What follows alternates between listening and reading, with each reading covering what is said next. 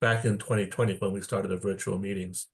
And that was I think we were all very proud of that he thought our series was worth his time. What was very interesting was that I would say 5 or 6 times a year, the following day I would get a note from Paul saying what a good speaker, and can I have can we send him the speaker's contact information, because Paul Azell was running the program for the North Jersey Club. So that was very nice to say that we were doing a good job here. I was fortunate. I didn't realize what was happening, but I was fortunate. I ended up on a short list. There was about 15 people on that list. Everybody else was a famous aquarist. And it was Paul Azell's New Year's card. And it was in Malagasy. Okay. So the first time I got it, I could not figure out what it was. But so every year for the last 5 years, I've gotten a nice New Year's card from Paul Azell in Malagasy, wishing me Happy New Year. I assume that's what he was wishing me. Okay, to tonight's speaker, Thomas. So Thomas, I've known Thomas way back to 2019. Dario De Paz, who's actually a board member here, he texted me and said, "Did you see this new website?" And so apparently Thomas had just put up his website, Shoreline Aquatics. I'll put that link into the chat so you can click on it. And we got so excited because we're both angel freaks, and we went back and forth. And I think, Thomas would tell us we're wrong. I think we placed the first order for that fish. We were certainly the first people to make comments on his website. So we'll see if we're right or not. So I'll turn it over here, Thomas. I'm going to stop sharing, and then you can put yours up. Okay. Okay. While Thomas is getting his up, just in case you didn't see it in the chat, we're asking everybody to make sure that the microphone button or the audio button in the bottom left-hand corner has a red slash through it, so you have that turned off. And use the chat feature for any questions you might have. Myself and a few other people will be monitoring the chat, and you'll be sure to get your questions answered. So thanks so much. Just checking, you guys can hear me right now? Yes, now that I have good earbuds, I can hear you just fine. We're all good. That's great, Clark. Can you guys see my screen right now? Yes. All right. Well, to answer your question, Willie, yeah, I remember you and Dario, and I think I just got the website up and you guys called me. So I would consider you guys, if not the first, one of the very, very first orders. So it was a pleasure to get you the fish back then. And thank you very much for Minnesota Aquarium Society for having me. My name is Thomas Lai-Fook, and I am a pterophyllum altum angelus specialist. So I have been taking care of these fish since 2017, and I've been reproducing them successfully since 2019. And I love these fish. And so when I got my first fish, fish were tank bred Altum angel fish that came over from imported from Germany. And I wasn't that great of a hobbyist, and I was able to grow these fish. And within several years, I was able to spawn and make high quality juveniles available for the US market. So since then, like Shoreline Aquatics, the website went up, and I've been shipping quality Altum angel fish all over the USA since then. And I'm so glad that you guys have me here today, because these fish have gotten a bad reputation, I think, in the hobby as being a sensitive, difficult fish to care for. Some people say they're jumpy. Some people say they're shy and sensitive. And that's not the way that these fish should be. These fish are some of the most vital, outgoing, begging, fun fish that you can ever experience. So in this chat, I would like to share with you guys some of the tips and tricks, not only from getting the fish, selecting the fish, and but setting up the habitat, what to feed your fish, and how to keep them healthy, how to look at your fish and know what they need to see if they're experiencing wrong, so we can keep them healthy for years and enjoy these fish. So these fish are not an advanced keeper's fish. And so what I'm going to show you guys today, that if you just start with the right fish, that pretty much a dedicated maintenance routine, if you can have 30 minutes a week where you can change the water out and you guys make the right moves and you give clean fish and you have clean tank mates, that you can enjoy these fish. So that's what we're going to hope to achieve in this presentation here. Now, we're going to start with, what are pterophyllum Altum angelfish and where do they come from? And the answer to that is, these fish are natives to South America. And so these are Orinoco River Basin fish. So Orinoco River is, I think it's the third or fourth largest river in the world by volume. And there are Altum populations in the tributaries of this river and in this river, all the way from the upper reaches in the Alto Orinoco, all the way to probably about 75% of the way north. And there's also populations of Altum angelfish in the Rio Negro, in the very upper reaches of the Rio Negro. And there's another tributary of small tributary of very close by to San Felipe in the Rio Isana, and there's populations of Altums there too. So if you didn't know already, the Orinoco and the Negro are connected by a bifurcation. So this is Casiquiare Canal, and it's been, the theory is that this canal can change directions. You know, it's very, very flat across the edge, and it can change directions. So people thought maybe that the Rio Negro populations spilled in from the Orinoco, but it's actually the opposite. So research in genetic studies in 2016 by Chanel Anderson has proven that of the samples taken, that the Rio Negro are actually the most primitive Altum DNA. So from the south going all the way to the north, and so the northern populations of the species would be, I guess, the most evolved. And let's talk a little bit about the habitat of these fish. These fish live in water with very low mineral content. They live in the sides of the banks where there's a lot of flooded brush. The water is very, very acidic. There's no aquatic plants. There might be roots, fallen trees. Very little light penetrates, you know, through the forest canopy. So these fish have lived in this dark habitat, and they have these stripes, and that is, they have evolved with these stripes to camouflage them in this habitat. So they're just perfect inside there.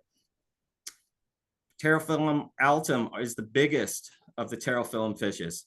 So some of these fish, you know, in the end can get 15, 16 inches high, stretching with the fins, and the fins are quite long. So what we're talking about really is the body size, about the body size of a large discus. So, you know, maybe I would say 6 inches without the fins is pretty realistic. These are big fish, and they have the very, the nasal notch, the notch nose is distinctive of them. And if you're going to talk about an easy way, the best scientific way to tell these apart from scalari is that Altum angelfish have 46 to 48 lateral line scale count, and all the scalaries are in the 30s. So let's talk a little bit about what's the difference between all these catch locations, right? Because people always say, oh, I see you're breeding these Altums and these Altums. I'll tell you, most of these Altums are pretty much all the same. And when you hear Orinoco, you know how long the Orinoco is, right? The Orinoco is a very, very long river. So, and if I can tell you that there's probably hundreds of creeks and little tributaries that aren't even really named and can be on the map that could contain Altum populations. So when the export says Orinoco Altum, we don't know what that is. You know, we can talk about hundreds of different locations. So that's become a very, very generic term. And if there is any difference at all that I've seen between southern and northern, is I believe if I got the fish that they tell me I'm getting, that the southern variants that I've had have quite a bit more reds in the head. And so if you look, even like say like the first fish that are bred in Germany, these fish were called Orinoco. They were actually exported from Venezuela. And these are fish from the more northern part of the range. Those fish that came out of in the 80s, had the metallic sheen on the head. You know, if they had pink on the head, they're very, very little reds in the head. So we could kind of guess, if I'm going to make a guess at all, if I get a fish and I see the fish has a lot of reds in the heads, I'd consider that a southern variant. And the fish, when the reds all disappear and you got that metallic blue sheen, I consider that a very, very northern variant. But as far as I know, all those fish are Altum angelfish. I've even took locational cross. I took one of the southernmost and one of the northernmost, and I've actually they were spawning together and I crossed them. So they have the same dance and they do all the same moves, and they're definitely all Altum angelfish. Now, there are some populations that I think are unique, especially like Rio Vichata Altums and stuff like that. And you're going to see that these can be different. They have the prominent red spotting and stuff. And this could be done because of maybe local habitat was different. So I've heard even rumors that some of the fish have come from rivers. I mean lakes that overflow the rivers. So the habitat could be different. And so therefore, you know, the north to south look doesn't always count. There could be individual populations, and those are my theories about those. So when we're talking about fish, I'm going to talk a lot about tank bred versus wild fish. So tank bred fish are easy to keep fish. They're generally fish that we would normally keep in an aquarium. It's a change the water, clean food kind of fish. In a wild Altum, well, if we can clean those fish up, it may or may not be. And so I'm going to explain some of my theories that I work by, that over the years that I've lodged in my mind, that have helped me achieve some of the success that I had. Altum angelfish, when they experience an extreme amount of stress, are subject to an immune system loss.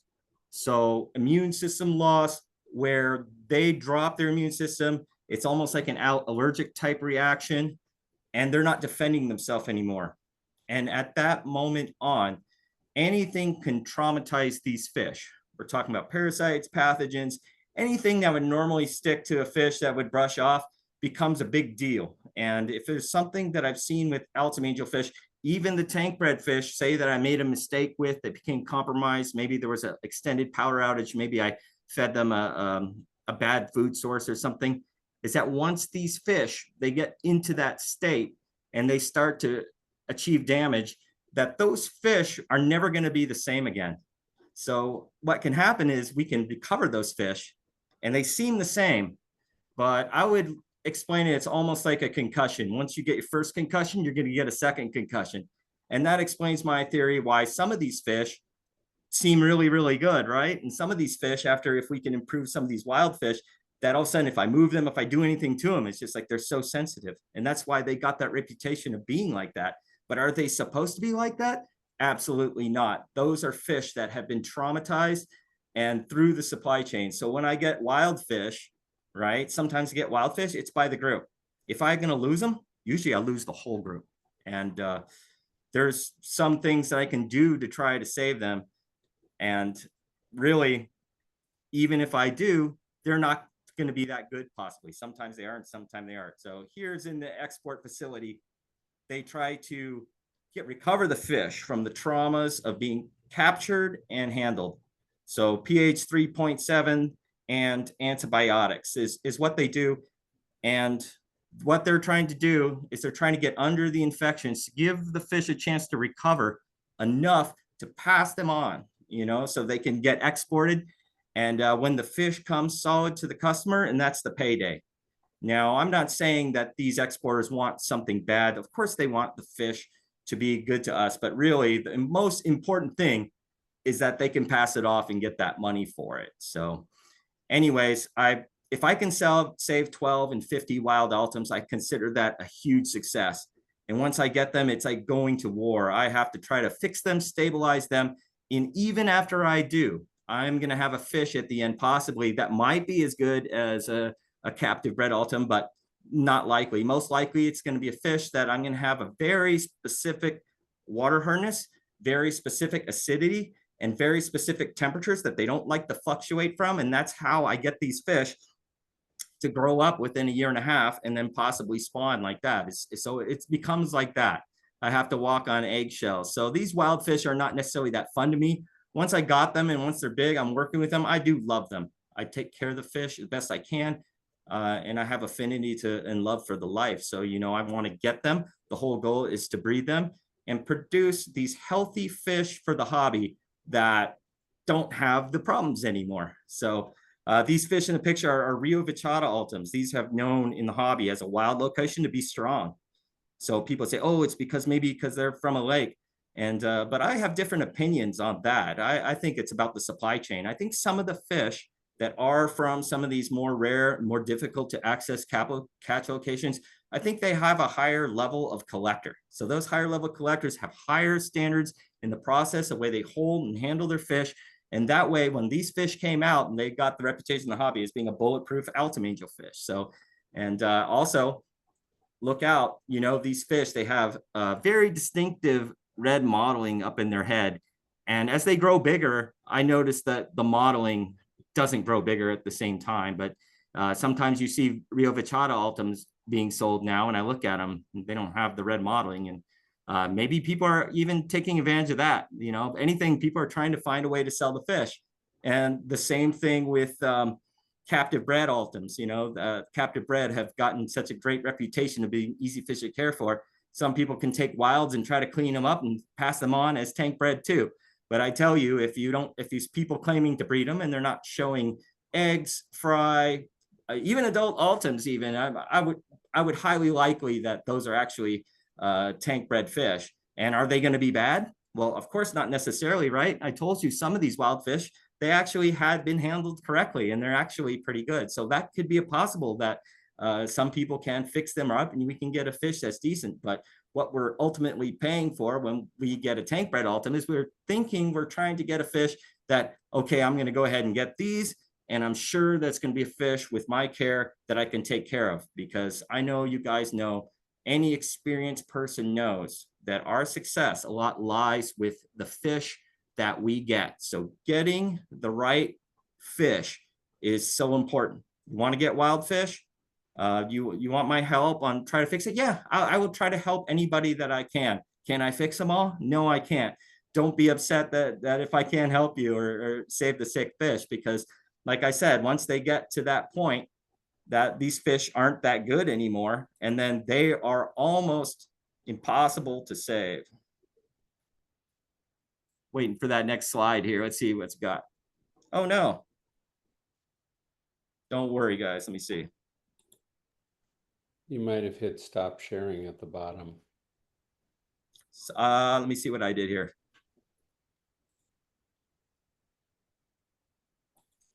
Don't worry, I'm going to get it going again. Sorry, guys.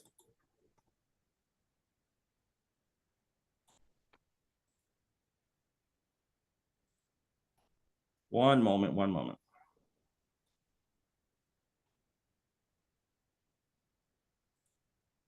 Okay, hold on a second.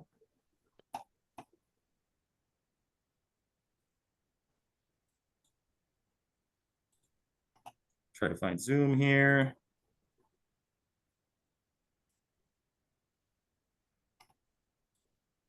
Well, I see you. Don't worry, here we go. Okay, Thomas. All right, you guys seeing me now? Yep. Let me open this up. I think you might want, yeah, you might need to hit slideshow. Great. All right, we're moving on now. So sorry about that, guys. Let's start talking about, now we know what healthy fish are and how they're supposed to behave. Let's talk about all that stuff. Are you guys seeing me on the screen, Clark?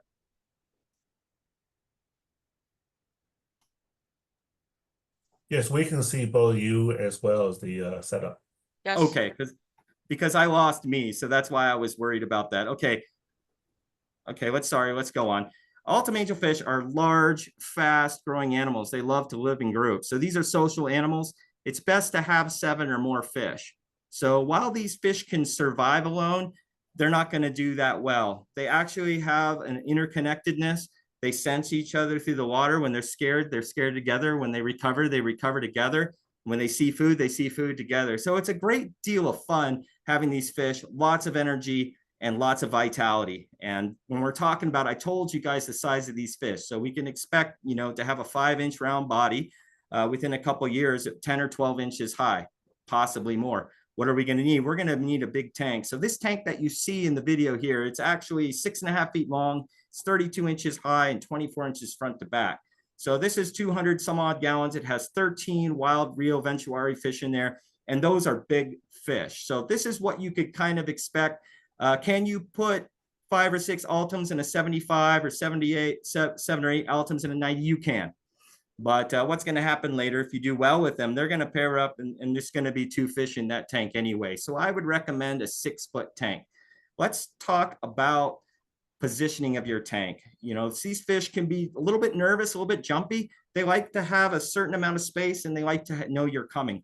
Now, if you have a smaller tank, let's just say it's a 125 that's 18 inches front to back, I would kind of put that up off the floor and have it in a place where they can see you coming from a distance. I notice like creeping around corners and stuff like that, it's bothersome for the fish and it makes them very jumpy. So as far as once you elevate to a 200 or 300 or 400 gallon tank, you could put that tank on the floor. So I got big fish tanks on the floor, 200 gallon, my Rio Ventuari tank is on the floor, and the fish see me coming from a long way away across the room. It's not across a door or across where people turn the corner right around them. Those fish see us coming from 10 or 12 feet away. So when they see us coming, they raise up. And when we come closer, once we're within 3 or 4 feet of those fish, we're in their intimate space. Now, when those fish are healthy, right, and those fish are well adapted, those fish are going to be very, very happy. And did the video stop for you guys? Yes. It stopped here too. Let's see if it goes again here. Here we go. So anyway, once we're in their space and they should be happy to see us and they jump up, and these are really, really great fish. So let's talk about water and let's talk about maintenance. 82 degrees Fahrenheit, I think, is a sweet spot for Altum angelfish. They can be warmer than that. You know, if you want to keep them with discus, 86, it can be in 90 degrees. That's totally fine. Water changes going in colder. Well, yeah, when the fish are healthy, they can, you know, and it bounces back up, they're fine. Just remember that these fish come from a dynamic riverine environment. There could be pH switches, mineral content switches with the rains, vast temperature swings. These are normal to these fish. So healthy fish can deal with all these things. So big weekly water change is my key to keeping them healthy. And so with the right stocking level of 7 or 8 fish per 100 gallons, I've changed that water as low as the fish are tall. And let's see if I can get that moving again. Low as fish are tall. So really every week, just that big 70% water change. And when the fish get bigger, if you think about it, they're actually getting less water change, but it doesn't matter. I already got my water change equipment out. I changed the water straight from the faucet. No big deal at all. When we're talking about a healthy tank bred Altum angelfish, I have customers that are taking care of these fish in pretty much any pH in the country. I've seen Arizona pH 8.5, 600 TDS, and customers are taking them and they're growing them and they're doing great. Now, that being said, these fish have evolved to live in soft acidic water. So even buffering the water at all could help. You know, if you can take and you can pre-mix some acid in your water and bring that pH down to neutral or slightly less, it's going to destroy the carbonate. It's going to bring your TDS down, and it's going to make these fish more resilient. So that would be a tip. But is it totally necessary? No, it is not. Not with tank bred fish. With wild, yes, I found that their water needs to be very, very specific. And if it's not very specific, it can lead to a fish that becomes more fragile and is more likely to get sick. Let's talk about feeding your Altum angelfish. Try to get this back. Oh, sorry. Let's talk about feeding your Altum angelfish. I feed my Altum angelfish clean, dry food. And sometimes I feed frozen food. I don't know why my video is freezing up here. Let me see if I can fix that.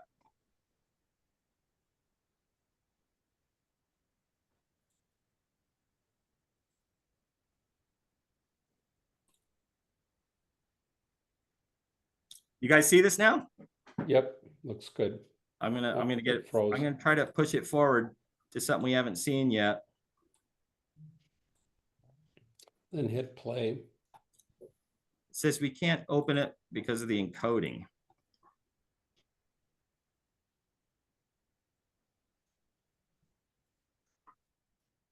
You may want to refresh your I slide, don't- Thomas. I'm trying it again.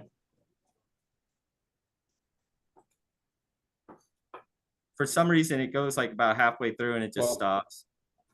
Well, when that time, are you able to click play? No. Let me try to close it all up and just do it all again.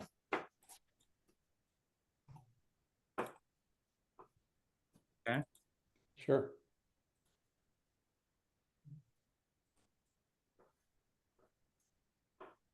Anyways, we're not going to force it. I'm going to move on with the with this. And anyway, let's talk about the feeding. I feed clean, dry food. I feed dry granular discus food. I feed saltwater grown frozen food. I like Hikari brine shrimp, the spirulina, the green stuff, and I like mysis shrimp. I avoid freshwater grown live foods, and I avoid freshwater frozen foods. And I feel I've had trouble with the past. I'm with the program that I have now in feeding. I don't have to worry about negative pathogens and bacteria coming to my fish. I can grow these fish. I can grow the fish, even wilds, from small fish in 1.5 years to full size and breed them with those food. Let's talk about what you can keep with these fish. Discus are good. Geophagus are good. Plecos, as long as they're not too small to get in the Altum's mouth and get stuck so they can choke on it, you can have plecos. So larger plecos are good. Autosynclus is bad. In the wild, rummy nose and cardinal tetras are normal habitants, but of course, they are edible to those Altums. I've seen people keep deeper body tetras with Altums, and I haven't been successful with it. I saw it fail one time, and I just quit. So right now, you can see a lot of my fish is Altums and Plecos species tank. A tip: when you are taking care of your fish, when you get your fish, you're going to see them, you're taking care of them, you have your maintenance, you should see them begging at the glass. You're going to see explosive growth. If there's any small tears in the fins, you should see it start to recover as the fish are growing. You know, so if all of a sudden your fish become a shy, terrified, ducking away fish, as long as that sorry, I was trying to move this slide here.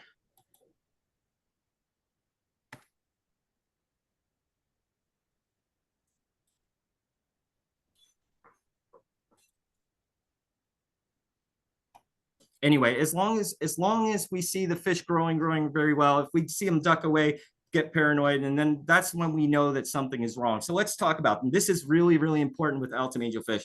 Remember, I was talking to you guys how they can be traumatized, how things can happen and they don't really come good again. So the way I look at my fish is I'm very, very connected to my fish, and I'm watching them, and I'm watching them for the signs that something can be wrong. The first sign is paranoia.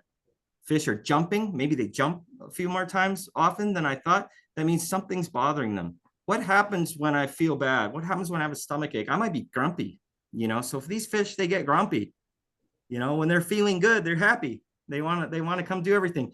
They duck away. They're shy. They feel paranoid. That means something's wrong. You need to see vital, hungry, begging, and growing. If they're not growing, if they stop growing, something is wrong. A way to look at their body. This is a very, very good way to see if something's bothering them inside. Is you're going to see a flamed and pectoral fin base. You're going to see it start to turn pink, right? You're going to see in their nose sometimes. You're going to see a little color in their nose start to turn pink or start to turn red. That's a sign that something's bothering them in the water. It could be a sign of stress that something that just happened, it's going to go away, but it's something you need to be aware of. It's not something that you need to react to right away. Look at it.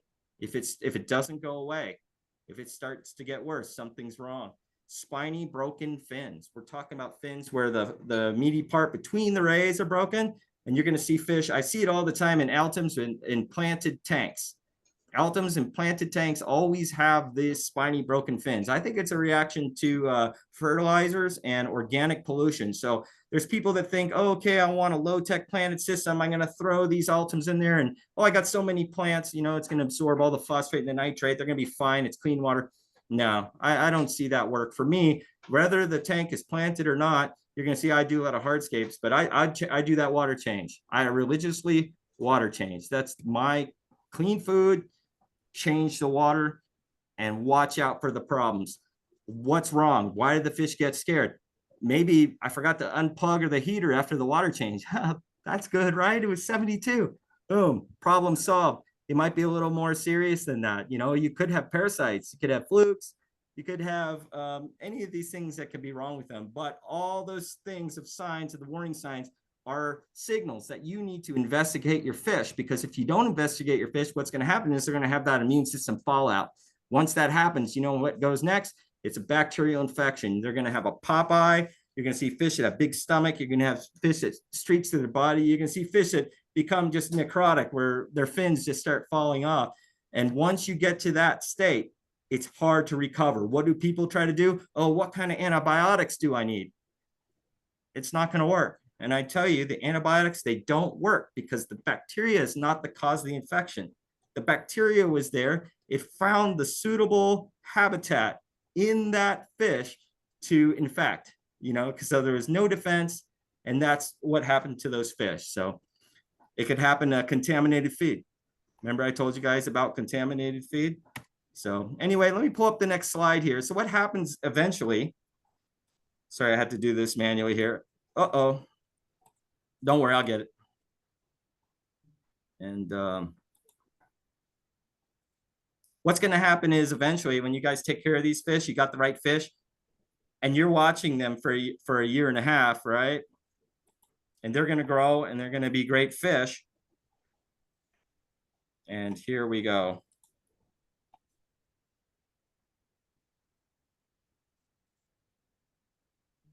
Trying to get this on a full screen here. You guys seeing that full screen right now? What's going to happen is these fish are going to pair up and spawn. It's still saying that. There you go. Now we see it. So here's the sparing off and spawning process right here. This is with San Felipe, Rio Negro, Altum. And this was the pre-spawn that happened in about October in 2024. So the way I spawn Altums is I put 4 or 5 Altums in a 90-gallon aquarium. So people who want to start with a 90-gallon aquarium, you're going to get a pair if you have a small group of Altums in there. And what's going to happen is I'll demineralize that water. And usually that will bring the pH down, and you're going to see these fish start to do this dance. And these fish, the mating dance is actually they fight with each other and then they accept each other. And then what's going to happen is they're going to learn to fight the other fish away. And the mating dance, the spawning bonding dance is so unique in this fish. And you can see how they cross their tails, and that's how they talk to each other. So if there's any reason why I would believe that there wouldn't be a hybrid Altum, is for this reason. This is such a unique dance. And I think that's what, in my opinion, protects Altum from Scalari from mixing naturally, either in the aquarium or in the wild. But that's my opinion. You're going to hear different things about that. But anyways, this is what we got. We're going to remove all the other fish, and we're going to have 1 pair in our tank. And I'm going to do water changes. I'm going to keep feeding them. And eventually you're going to see the cleaning, right? So the cleaning, you're going to see them clean and clean more often. And just to give you guys a size reference of what you're seeing here, this is the spawning structure. You don't see the whole top of it in here, but that pipe is 16 inches high. So these are pretty big fish on scale. I would put these fish, you know, at 10 to 12 inches height, probably 4 to 5 inches solid body length. They're going to start cleaning, and boom, you're going to get the spawn here. So this spawn, I got a hidden camera. Sorry about it's a low resolution, but I don't try not to bother my fish, and I let them breed. And they're going to lay between 400 and 1,000 eggs. The whole process, once the eggs start coming out, it's pretty quick. It might be like an hour and a half. And here they are when it's all done. So big strings of round, beautiful eggs. And I can leave them in there, but I didn't chance it. You know, the way I do it, I have a spawning tank. I use artificial, and I pull that pipe out. I pull water out of the tank. The fish chose they wanted to spawn in that water. That's the spawn. That's the water that I'm going to be born those eggs. And no altercation. I siphon the water down. I add methylene blue in a bubbler, just like you would Sclair, but it's not 10 gallons. It's not 5 gallons, not 1 gallon. It's 20 to 30 gallons, right? So after 60 hours, I prepare another 90 gallons, sometimes a 200-gallon tank, depending on how many I think there are. And I move that pipe over at 60 hours. And by 70 hours, that they're just all born. And they wiggle there for 1 week. And so wigglers, leave them alone. Don't do anything. Don't try to remove mold. Don't try to do anything. If there's a secret to that, leave it alone. And eventually they're going to be swimming like these. Once they start swimming, and they can accept newly hatched Artemia immediately. So when they first start, I just put a little bit in there, you know, and if anything, I take a video of them and I do a close-up of that video and I see, it's like, oh, they're eating? Yeah. So if there's anything about raising these baby fish, if there's a secret to that, do not overfeed them. You know, you're going to have a degraded water quality. Fish that are overfed, what they're going to do is they're going to inflate. They're going to have a hard time with respiration. You're going to see, have you ever seen fry laying on the ground? That's when you're going to have really, really bad quality fry later. So I try to feed them more often and smaller amounts. So I think 3 to 4 times a day, once they get going after a few weeks, is a minimum. And the growth rate of Altum angelfish fry is explosive. So these fish right here, this is the golden pea stage. You guys probably know that who work with the Scalare angels. These fish are about 4 weeks old at this time. This is right before the stripes and the bars all come in. So, but it's the same thing. I do change the water. I try to keep it pollution free. And at this time, I tried to match the mineral content and the pH of what they respond in. I just keep that up. And after that, when they start growing and growing and growing, I tell you, when you got 400 or 500 of these, that 90-gallon tank is not enough for them. And, you know, we're going to change more and more water. Eventually, what's going to happen, you're going to see that group get cut down. So that group went to about 4 90-gallon tanks after that. So a lot of work and a lot of energy and keeping up on them and trying to get that proper development. So as long as I can keep the pollution down, and like I told you, the respiration of the fish, right? Respiration is not just the oxygen content of the water. We're talking about the fish's ability to breathe through its own metabolism is not running so fast to suck up all the oxygen up. So it's that constant, slow influx of food. And so I've been mastering this and I've been doing this for years and years. And I love it when I get a group. And I tell you straight up, sometimes when 100 fish are born or 200 fish are born, I feel good. I'm like, yeah, that's great. You know, sometimes when I see 600 or 700 fish born, you might want to think like, oh, that guy's amazing. He got 700 fish born. I see that as like, how am I going to take care of those babies? You know, but, you know, I'll work. It's a good problem to have. Sometimes I'm going to learn, I'm going to fight through, and I'm going to find my way. You know, once the fish here, you can see they're going to start to be reactive. These are fish that are probably 7 or 8 weeks old right now, and they're actually pretty big. These fish are probably quarter size right now, and you can see they're nice and long and stringy, and I've already got them eating dry food. So from about this time, I start to getting them used to the water hardness. So when I start to change, I start to do more often water changes with neutral pH water, and I bring it up and I try to get these fish as acclimated as I can to normal aquarium life. That way, when you get these fish are ready for your tank. They're not going from super acidic water straight to a hard water. They've been around the block and they've adapted to live in this water. They've never been hurt before. They're just healthy, begging fish that have never been traumatized. And like I said, they have their full 9 lives. So, you know, small mistakes done by you, it's more forgiving. And here's the food that I have moved to with this fish. So this food is a blessing because it's healthy, it's dry, the fish, they love it. And I get a super great growth rate with this food, you know? And like I said, you know, so I feed the very, very common saltwater frozen Hikari spirulina brine and the mysis shrimp and this one. You know, can they eat flakes? Can they eat other things? Yeah, they can. But just to make it so simple, I got them eating this food. So when people get them, And when you want to try these fish, if you want to try these fish, you get them, you pick up a little of this food. Even if you want to change off to a different food, start and get this food, even a small bag. That way, you know, after their journey, because they get starved a few days before the journey, you want them to be able to bulk up and feel good again before they offer new feed. Because sometimes the new feed takes a few days, might take a week, you know, to get fish to eat off of food that they really love. It takes time. It might take a week for those fish to start to accept something else. So having this super clean, dry food really is what it's at. So anyways, really, really appreciate the opportunity to talk for you guys. I'm here for the industry. I'm here to help you guys with everything that you would need. Let me get up my, trying to get up my, yeah. Are you guys seeing this slide right here? Or are you guys looking at the last video?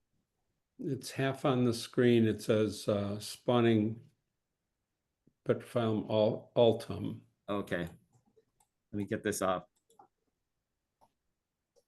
Sorry, this all got screwed up. So I'm having to manually load the slides here. They're not going over. So let's do it. And let me get the last one on.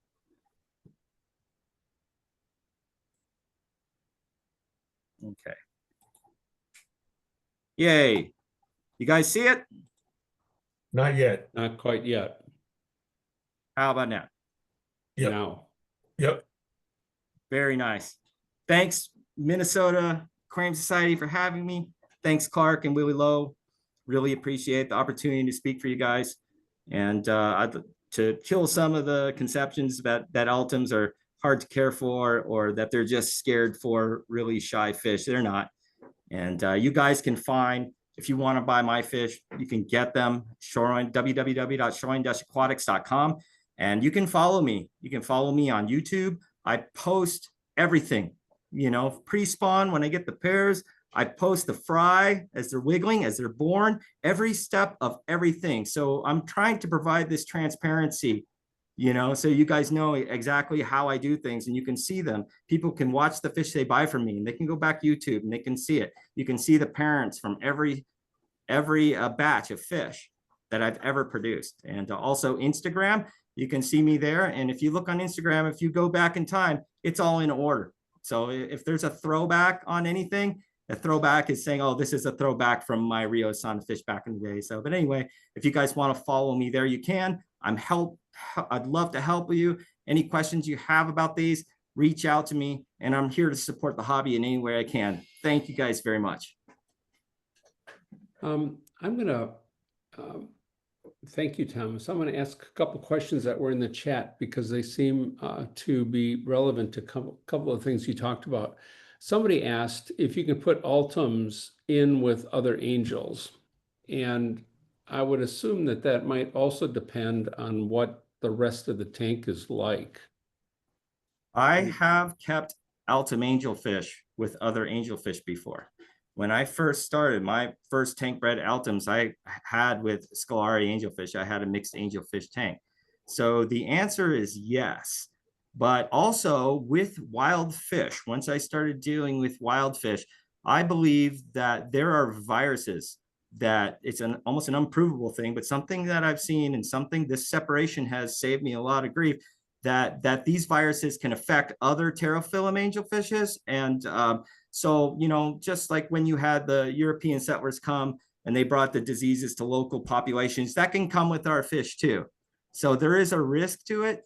If I would think there are no viruses in a tank bred Altum, it's because those eggs are pulled away and those eggs, you were in a bath of methylene blue. There's been no exposure between the parents. I don't pull sponges. I don't pull tank equipment.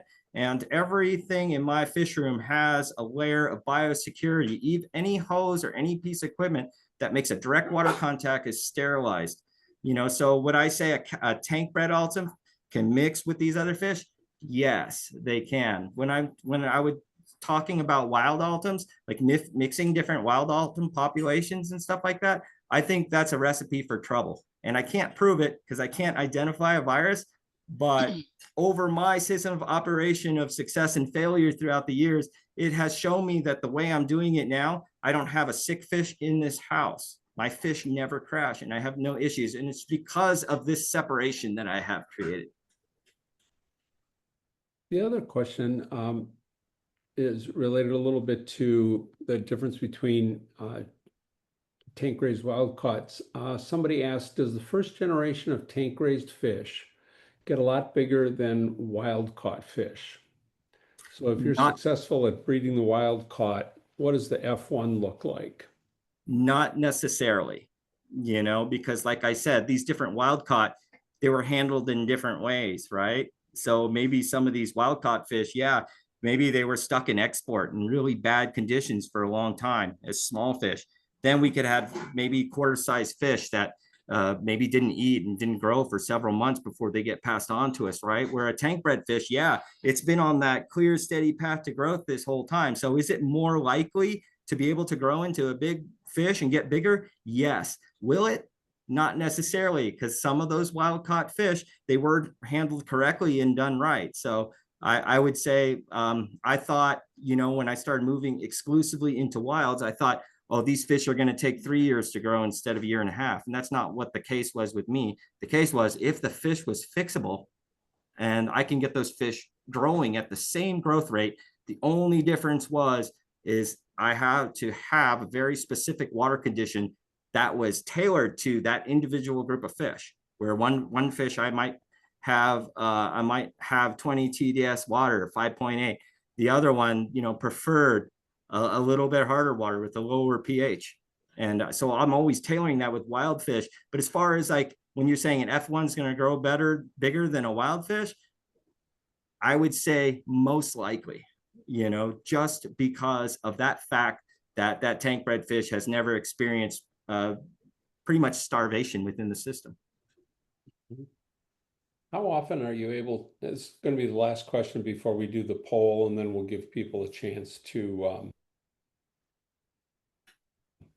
go to a breakout room. But how often are you able to breed your pairs? If you have a proven pair, you know, they've self-selected, how often do they breed for you or spawn, I should say? Once the pair starts breeding, it will breed a week later. And after that, as long as I manipulate the conditions to find what they like and keep them going to that pretty much the same water and boom, boom, boom, and give them a lot of food, those fish can keep breeding maybe 4 or 5 times. So what it comes to for me actually is I purposefully deactivate the fish. And what I'll do is I'll just throw in tap water and pH, neutral pH, and just boom, you know, and they stop. And then so that you need to control the amount they breed, because one thing, if you can keep them all alive, it's just too many fish. The second thing is if a fish breeds, the female in particular breeds over and over and over and over again. And what we're going to do is we're actually hampering the life of that fish, because it takes so much energy to breed, even though that she's eating a lot. And over time, what's going to happen is maybe the first 3 spawns might be pretty solid, but you're going to see the eggs get different. They're not quite as round as they used to be. You're not getting the hatch rate, and you're getting a weaker fish. So that female might not breed next year. You might get a fish that dies young. So the responsible way to do it is to get the spawns, you know, maybe sometimes I get them and sometimes they don't work out. Sometimes the eggs, they weren't good. Sometimes they weren't born. Sometimes they were born and, you know, 3 days later, all the wigglers died. You know, there's things that happen and I can't explain exactly why it happens. I don't have all the answers, but what I do is once I get a nice big group, let's stop that female from breeding. Let's preserve that female for another year, you know? We've got some more questions in the chat that get to be a little bit more specific. So here's what I'd like to suggest. I'm going to put up a poll, and everybody that's on here, go ahead and answer the questions. It's simple 3-question poll. And after you've finished answering the poll, We'll give people who want to just go to a breakout room and just talk about fish in general. You can go over there, and those people who want to get a deeper dive into Altums, you can stay right where you are now. Everybody has been assigned to the breakout room, so that'll be good.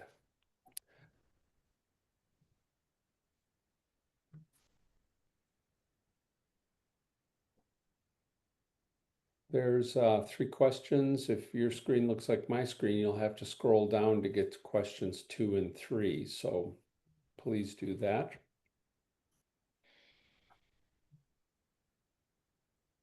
Am I supposed to see people that ask questions to me, or is this just the poll?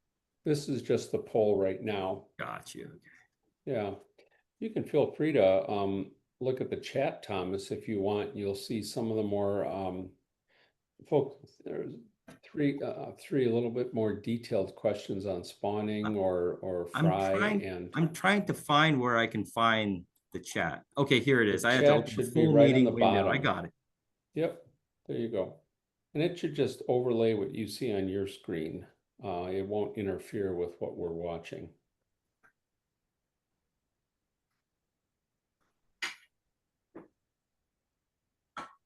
Okay. Can I start answering questions from what I see? I'm gonna ask you to hold for just 1 second. Sure. It looks like the poll has gotten our answers.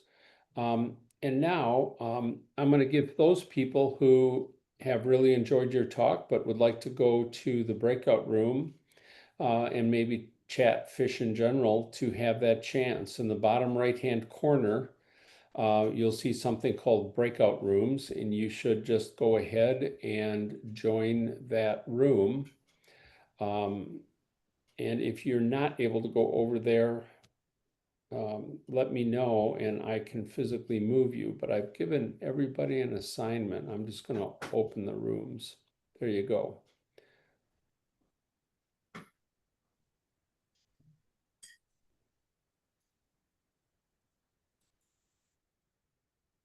And Rob, Andrew, and Jersey, you guys were late, so I've assigned you over there if you want to join.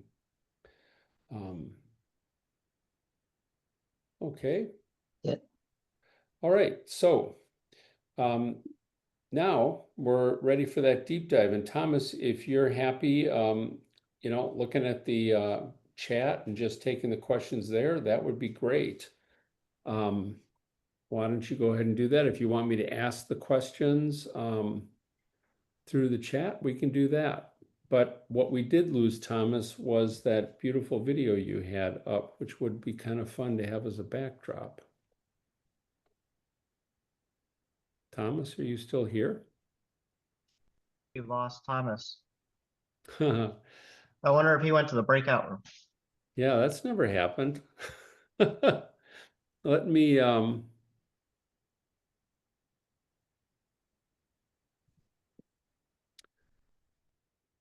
that's interesting. I'm going to go over there and ask him to come back.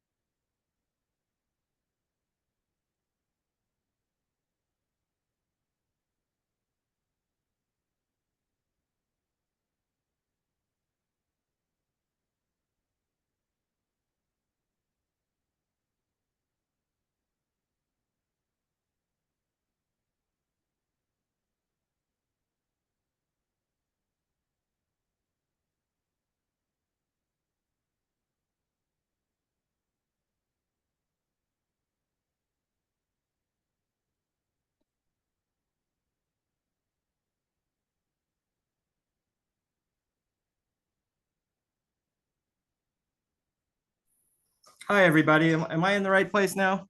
You guys hear me? Yeah, you're back. You're the first speaker to have left the speakers room. You know, it said join, and I'm like a kid. I just hit click, you know? Well, I hope you find this one more interesting.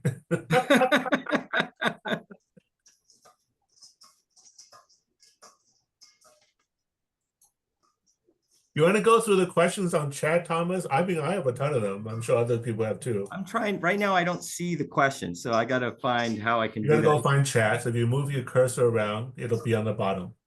Okay, let me see. Oh, yeah, here we go. Okay. Okay, yeah, I can see where we messed.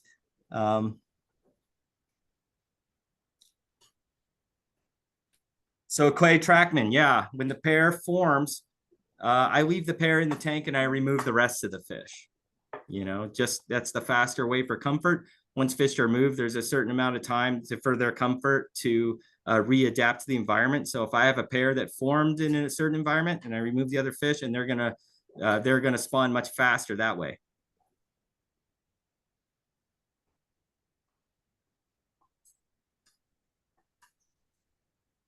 As far as male and female, I'm not sure. And it's not something that I covered in my chat, but I cannot physically look at an Altum angelfish, even an adult one, and tell reliably that if it's a male or female. So I let the fish look at each other and they choose. And when people sometimes say, oh, if you take the small ones and the big ones, you're more likely to get a pair. I've heard that too. And I don't do that. I take the biggest, nicest fish and put them together. And usually one of those is a female too. And when I can say that, I think that more often the male is larger, sometimes that's not the case, especially with the wild fish. It could be a different age or something could be different, and the female can be bigger as well. So as far as the sex ratio of the spawn, I have no idea. I know if you get 5 or 6 fish, there should be a pair in there for sure. Does tank bred fish lose their stripes? I remember first to not have full stripes. This is done. The stripes don't come in because of the quality of the environment that the breeder is putting. Some people would say, oh, F1 stripes have better than F2 or F4. And that's not true. You can take an F1 fish with really horrible stripes and you can breed them and you can create fish with great stripes. So the stripes are genetic, but conditionally they come in by up to, I think, is the level of the quality of your environment, especially pollution levels. A lot of people, you know, they might be scared to change the water, and so there's a high level of pollution on their fry, and that's going to cause stripes to have misformation. Also, like I told you guys, overfeeding causes, of course, number one, it causes that pollution, but it also causes the respiration where you got fish gasping on the ground, and that's not going to have good stripe potential. So when you can see a tank bred fish. If you see a fish with poor striping, you know that's a tank bred fish, right? But does all tank bred fish have poor striping? And the answer is no, because you could look at all my fish and you can see solid stripes that connect top down to the bottom. And even that fifth bar, you know, usually goes pretty solid all down to the bottom. But that's just part of the game. You know, if there is a hidden competition in it, there's a hidden competition that the few breeders of these fish that are producing them, we're eyeing each other's fish, and the stripes are forever. Once the fish are several months old, the stripes are the stripes. Now you're going to see different striping level. You're going to see you guys know what ghost striping is, right? It's like there's intermediate bars in between the big main stripes, and that shows, and it comes and goes by mood and health. So when the fish are super, super healthy, I notice they don't express those ghost bars. So you see wild fish express more ghost bars, and yes, because they're probably under different states of stress, and that would be my theory on that. So when I take care of fish and when I'm dialing in how to take care of them, I dial it in by how they behave, and then how they look after that just kind of comes. So I think that's just natural. But as far as tank bred fish all having poor striping, that's up to the breeder. Do they spawn by season? Specify the month, year, rain versus dry. I think it helps to try to initiate a spawn during a raining season. During a raining season in your area, not the area in Colombia. The fish do feel moon cycles. They feel barometric pressure, you know? So let's just say I have fish even, you know, that are over 2 years now that haven't spawned. And what I will do is I'll have to run a campaign. I don't keep on pushing water changes and demineralize and this and that and that. And just what's going to happen is I'm going to create a longer term campaign. But if you're talking about me timing that with the timing, the raining season comes in versus say like my summer here is the dry season. So let's just say July, August, September is my dry season. Let's say I make that the dry season for my fish. And let's just say when I all of a sudden switch to demineralized water and maybe increase the amount of frozen food. And at the time that rain comes, that is a tactic. Does it always work? No. And I tell you, once the fish start spawning, it doesn't matter what the weather does after. If as long as we keep providing the conditions in the tank, then they just keep going.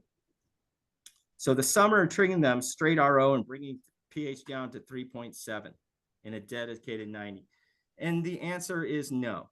So when we're talking about the pH level, pH to 3.7 with straight RO and let's say no chemical buffers, that is extremely hard to achieve. And it's definitely hard to achieve in a 90. So, but when you're talking about the pH, people think the pH is very specific for the spawns and stuff. And I've seen Altum eggs born in from 3.7 all the way to 5.8, you know? So triggering them is not necessarily straight RO. You could actually tweak it. What is straight RO? You know, RO removes 95%. So depending on your location, is RO 0 TDS water? My RO water is probably about 2.5 or 3 TDS. And I do remineralize that water sometimes to in the 10 to 15% range. So as far as if you're adding say like sodium bisulfate or muriatic acid, and you push the pH down to 3.7, and I guarantee you're going to have eggs that don't turn white, but they're not going to be born, you know? So my suggestion, low TDS water when we're spawning, natural pH reduction, the natural drift down. What does that mean? That means when you change your water, it might go up to 6.0. What's in the next few days? What's going to happen? It's going to drift lower, lower, lower. That's very, very stimulating for your fish. How low is it going to go? Usually not to 3.7. If you can see, you know, if it drifts down like sub 5.5, say it was like 5.5 to the 4.5 range, and the fish start to breed, and then that's when I feel like, yeah, I feel very positive about that. But my suggestion is don't chase numbers. The fish will choose when they want to spawn. And I've seen those eggs born in multiples of different water. And I tell you, the common denominator is that the mineral content is very, very low. So when people think, you know, I have 50 TDS and I'm going to buffer, so I'm like, that's not going to work. It needs to be much lower. So if there's a secret that you guys take from me, I would say the total TDS of the tank is less than 25 at the spawn. Where do I purchase the dry foods? I get my dry foods from Rick, Discus Rick. It's a Canadian aqua farm. So I've had a relationship with Rick. He's actually used to come across the border in 2020 and pick up boxes of Altums. So there's a lot of my Altums that went out to Canada in 2020. And so he introduced me to the Vita Complete food, and I've tried it. And once I got the fish on it, I had a great result with it, and I stick with it. You know, once the fish are on it, they almost don't want to let it go. It's so good. And I get such a great growth rate and it's so safe. Then that's just a great thing for me. When you're getting wild Altums, what size would you choose? I can't believe that you said my last name correctly. Huh. Thank you. I got a weird one too. People can definitely debauch my name into something extremely phallic. When you buy wild Altums, you don't want to buy big wild Altums. The small fish, we're talking about quarter-size fish. They come in as small. They might be 1.5 inches to 2-inch body size. Those are the best fish to get as wild Altums, because once we get them, and if we can clean them up, they can grow and they can adapt to our environment better. Once the fish becomes large, that fish, when it comes to our tank, it's going to be less adaptable. Now, I always told you that the wild Altums are less adaptable, but the big ones are even less adaptable. And I've never personally bought a big Altum, but I have friends that are pretty big with Altum angelfish, and they just said, Thomas, don't buy a big Altum angel. And I believe them. Why? Because I can get those small angelfish, and once I get them, in about 2 months, I know whether they're going to stick. If they're alive after 2 months, that means they're going to stick. And how fast do they grow? If I give them the proper conditions, like I spread my their parasite free, protozoan free, and I got them on their path to growth with the healthy food and the right tank size, like I said, a year and a half after that, they're big enough to spawn. You know, so be patient and get the small fish. Do you feed black worms? It wasn't mentioned as a food source. I have fed black worms before. I have tried everything. I used to have a whole greenhouse dedicated to growing my own live food, mosquito larvae, Daphnia, and I believed in it. Have you ever believed anything so much that even though it failed you, you kept doing it?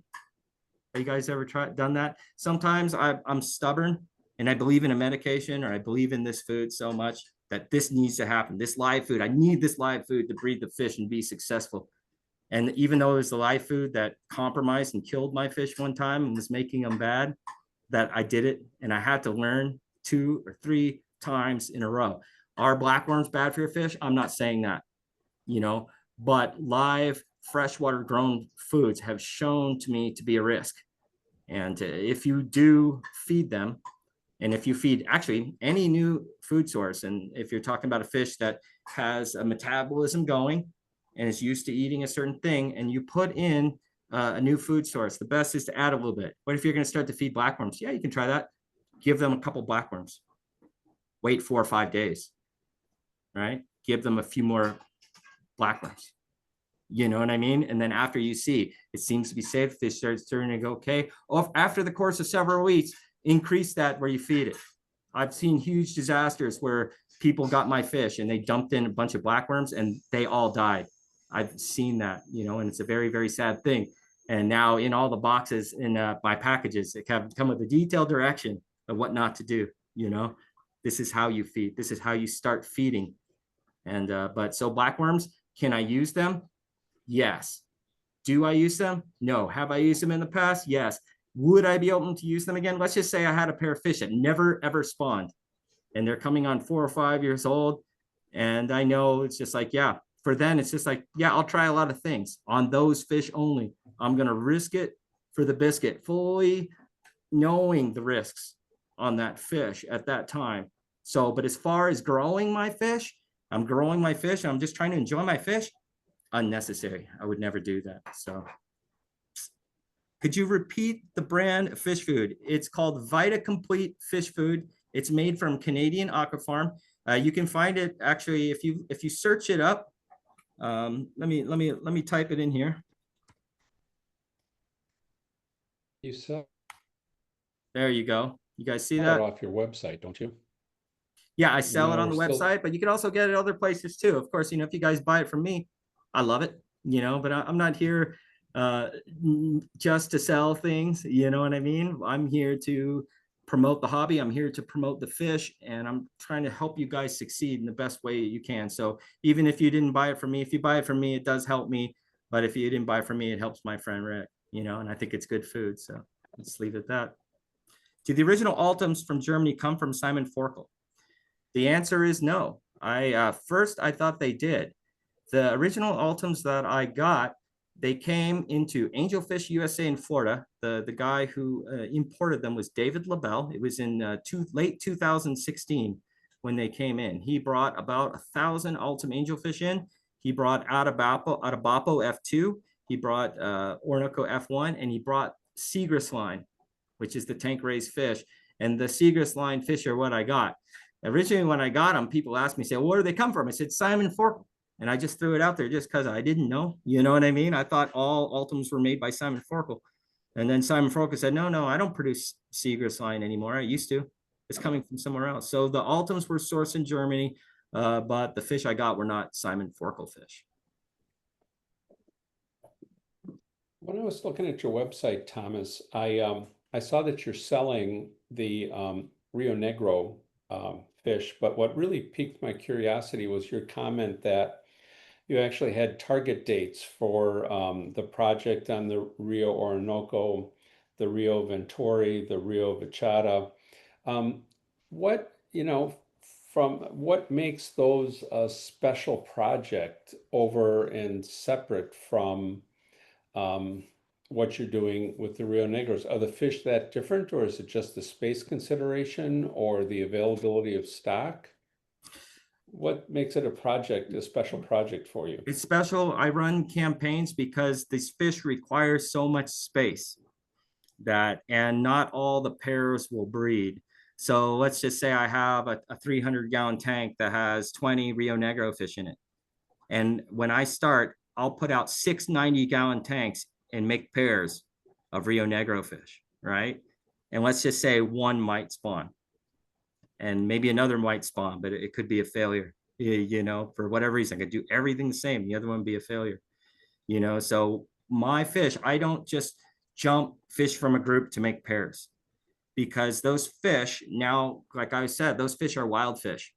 Some of those fish could be moved and be jumped around. Those Rio Negro fish, they seem pretty tough. I could jump them around. My Rio Orinoco fish, if I move a pair, it might not eat for 3 weeks, So my consideration with the fish is when I go for that catch location as a goal, it's going to go as a complete goal and a dedication to that goal, instead of like, oh, I'm going to start a pair of this and this and this and this and this. I do certain pairs at a time. So right now I just Rio Negro is running, right? And I have pairs that I could probably stimulate to spawn again. I have 2 pairs that are bred, that one that is a really good producer. And right now I just expanded a little bit, and I got 4 more 90-gallon tanks, and I got 3 pairs of Rio Vachata in there, Now they got paired in the tank behind me, which is 350 gallons. So those 6 fish I originally had at 350 gallons. I have 2 definite pairs that took the other side, and I got 2 fish that were jammed in the middle. I don't know as a pair, but right now they have their own tank. But the consideration is great. It's not like where other people say, oh, just start a pair here and a pair here and a pair here. It's like, for me to move those fish at all is a great deal of consideration. It's planned over months. Where are they going to go? What's the tank position?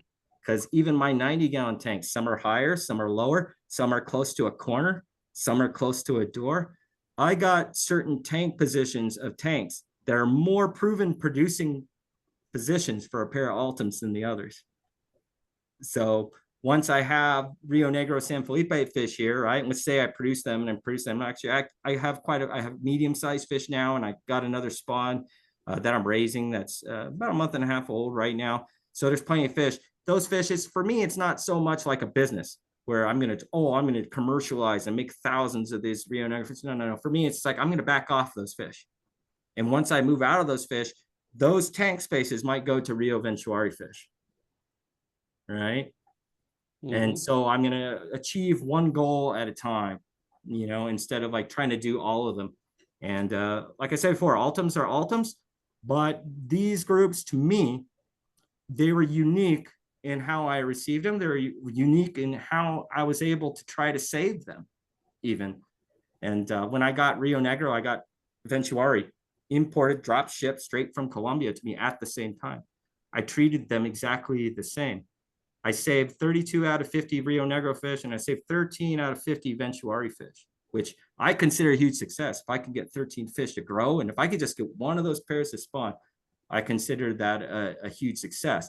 But I tell you what I did learn is you can't treat them all the same. I have my same quarantine methods, but what saved the fish, the Rio Negro fish, is I was aging and producing this water, and I was changing it every day, and that recovered those fish. I did that to the Ventuari fish. It killed them. They only stabilized when I quit changing the water. You know what I mean? So it's hard to know. And so these fish have different ways they want to be treated and handled. So yeah, to answer your question, it's not about going for them all at one time. It's about one at a time and focusing my attention one at a time and achieving the goal one at a time. Fabulous. Thank you guys. Yeah, Yeah. appreciate it. Does anybody else want to unmute and ask a question? Or one of the things that I've seen several times, Thomas, is people complimenting you on the talk that you gave tonight, and also appreciating your frankness and honesty. I think that was one of the things that was kind of fun to see, was your frank admission that this is a learning process, and you can celebrate the learning as you're going through it, instead of trying to look like somebody who's got all the questions answered. You make it very accessible. That's Absolutely. It's always a never-ending struggle. But there's always going to with success is just going to come a new issue, you know? Okay, does anybody else have a question they want to ask? Otherwise, I'll turn it over to Willie. Hey, Thomas, just wanted to say I love the fact that you're such a huge Altum geek. Geekdom Right. is just the best.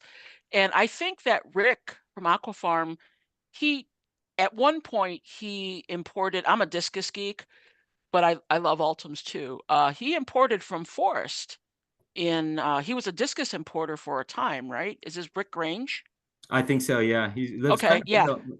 Yeah, I don't know if he still does it, but I remember seeing that.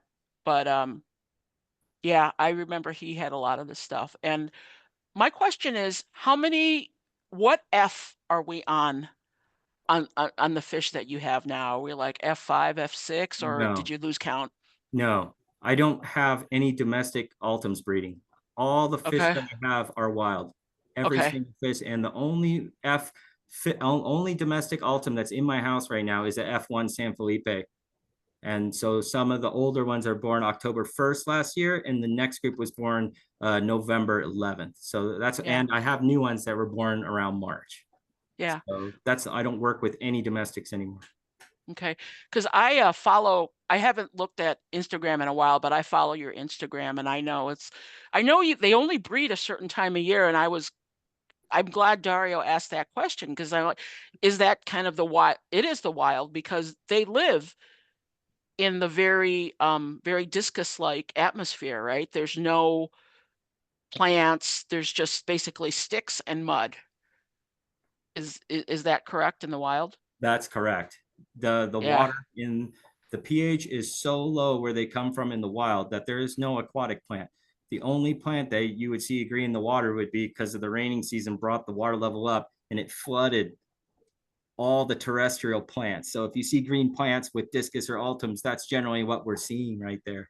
And especially the altums, I guess would be more the habitat of like a Heckle discus. You know, in the wild, it's a much more lower pH environment, that can go from 4.0 to maybe 6.0. Okay. So are they comorbid in the wild? Like Heckle discus, green discus, or it just depends on the area? Oh, those I'm not sure about discus, I got a sneak a discus question. But I think they would have a different habitat, Okay. For sure. Okay. Whether they overlap and be together on discus, I have no idea. As far as the Altum angelfish, I mean, they're unique to their location, in the Orinoco Basin and the upper reaches of the Alto Negro. Now in the Alto Negro, you've also seen not too far from where these San Felipe Altums, you've seen Santa Isabel angelfish and stuff like that, which have been designated as scalari. But if you look at them, they almost look like they're an in-between species between Altums and the scalari. And I think that for me, when I look at them, I would say they're more of an in-between species than they would be a hybrid. Okay, I was wondering about that, because when you see those Santa Isabella, exactly. It looks like you would think a cross would exist. That's what you would think it is. I see it and you're like, wow, those are cool, But when you showed that dance, that's what makes you believe that it's very hard to hybridize because of that specific dance. That is correct. And I've tried. And I know other people who've tried too that have successfully bred wild Altums. And they tried to take, and because if we can do it, what would be so cool if we could hybridize an Altum with a scalari, we would Mhm. be able to take all the Scolari mutations. I Yeah. mean, imagine the long fin Altum with the 20-inch veils. I mean, just think about that. You know, that's what we would do. We would never Yeah. make a hybrid that looked like a Dantum, that looked like an Altum. That's not what's going to happen, you know? So Cool. Thank you. you're Thank welcome. you. So I did get the last word. I really appreciate really how the art, the science and the art of keeping and raising Altums have become so scientific really only the last 5 years, 5 or 6 years. All the years before, I remember whenever you ran into that rare person who had an Altum tank, it was always this 125 with a wall of Vallisneria in the back, lots of gravel, and 5 or 6 Altums that are just moving around very slowly. And you Mhm. still see Altum biotype, quote unquote, Altum biotypes on YouTube. And one of the things that really bugs me about that is, Vallisneria is a widely dispersed aquatic plant. It grows on many continents. It grows in Asia, it grows in North America, it grows in Europe, it grows in Africa. Vallisneria does not exist in South America. Yeah. Okay. And so that's just one of my personal bugaboos. Whenever I see this, do everything I can not to write a nasty comment right away. So that's so I got that on my chest. Thomas, thank you very, very much. This is so enjoyable. I hope everybody else understands, when I look at these pictures, keeping Altums it's such a mesmerizing fish. It's just when you're in that fish room with the Altums, you just cannot take your eyes off of them. They are amazing. And what a lot of people don't understand. And so when people come to visit my place, whether, the Fish Club, Mark Peterson brings the speaker, usually come to my house when they see them.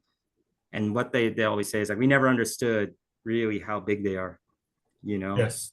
Yes. The tank in a video does not do them justice. And if I'm a really bad description of size, because I always say everything is much smaller than what it is. No, you have to. I mean, I stopped keeping sort of domestic Scalares Mhm. because they're too small. Yeah. Okay, once you raise Altums, it really your perspective changes. Well, all right, terrific. Thank you so much. This has gone on for a long time, so lots of questions. We appreciate it very much, Thomas. Hope you guys check out his website. I certainly do all the time. I really appreciate the opportunity. Thank you right. so much. Thank you. Thanks, everybody. Thank you Thank very you. much. You Bye-bye. guys have a great night. Bye. If anybody's interested in clicking over to the breakout room, that's great. Feel free to go over there. I'm going to go over to the breakout room and assign somebody as the host or co-host. Thomas, thanks. It was a lot of fun to do this with you. Thank you, everyone. Have a good night. Okay, we can see your screen, just so you know. Let me stop this okay. out. There you go. All you said was thank you. I was worried maybe you were going to PM somebody about, a dinner date or whatever. So No, we're good. all right. Have a great night. All right. Thank you so much. Clark, take care.